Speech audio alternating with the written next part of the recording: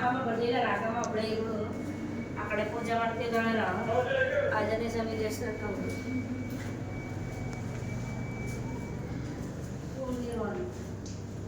ದೊಡ್ಡ ಎಲ್ಲ ಎಲ್ಲ ಇಂಟರ್ವ್ಯೂ ಅದೇ ನಾನು ಎಲ್ಲ ಅಂತ ಕೊಟ್ಟವ್ರು ಅವಳೇನು ಮಾಡೋಣ ಅವಳೇ ನಿಂಗೆ ಕೊಟ್ಟೋಣ ಎಲ್ಲ